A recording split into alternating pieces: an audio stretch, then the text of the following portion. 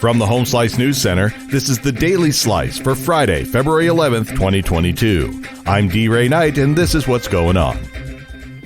A Senate committee has approved a bill that would allocate state money for a planned shooting range north of Rapid City. The State Ag and Natural Resources Committee voted 5-2 to send it to the Senate Appropriations Committee. The bill would commit $2.5 million to the facility, being proposed by the Game, Fish, and Parks Department. Area landowners heavily oppose the range, expressing, among other things, safety concerns and potential impact on road maintenance in the area. A similar bill was struck down last week in the House Ag Committee. A dispute in Pierre is slowing aid checks to child care providers. With more is Amy Rose. South Dakota child care providers are hoping to use grants from the federal coronavirus relief funds to give bonuses to employees and stock up on supplies. Grant applicants are learning how much money they will receive under the program, but getting the money out of the door of the state capitol had also turned into a political fight. House lawmakers assert that the governor needed the legislature's authorization before sending out the grants. But Governor Kristi Noem says she has the authority. The House is considering a pair of bills that would give the authorization. A Spearfish man charged with murder for the January killing of his wife at their home has pleaded not guilty. 33-year-old Drew Lester Rogers was arrested on January 22nd.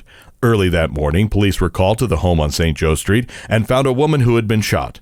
That woman was later identified as 43-year-old Destiny Dawn Rogers. She was pronounced dead on arrival at a Spearfish hospital. Rogers remains in the Lawrence County Jail without bond.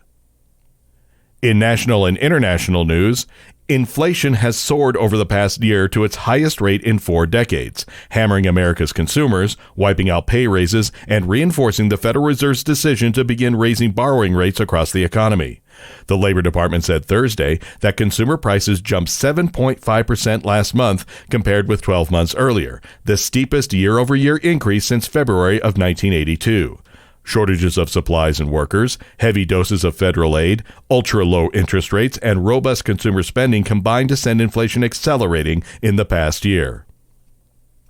President Biden is going to use frozen Afghan assets to fund 9/11 victim compensation. Chrissy Davies has more. President Joe Biden is expected to use executive authority to move some $7 billion of the Afghan central bank's assets frozen in the American funding system to fund humanitarian relief in Afghanistan and compensate victims of the September 11, 2001 attacks. That's according to a U.S. official familiar with the decision. The order will require U.S. financial institutions to facilitate access to $3.5 billion for Afghan relief and basic needs. The other $3.5 billion would remain in the United States and be used to fund ongoing litigation by U.S. victims of terrorism. The official spoke Friday on the condition of anonymity because the decision hasn't been formally announced.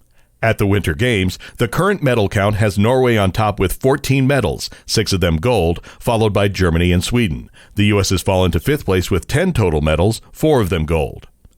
Your weather forecast from the Home Slice Weather Center. Windy with possible snow showers today and a high of 36, low of 18 tonight. This weekend, the wind will continue, but it'll be warmer with highs in the upper 40s to low 50s and overnight lows in the 20s. And that was your Daily Slice for Friday, February 11th, 2022. The Daily Slice is a production of Home Slice Media Group, hosted by D. Ray Knight with Amy Rose and Chrissy Davies. Executive producer Mark Houston. Engineered by Chris Jacquez. I'm D. Ray Knight. Have a great day.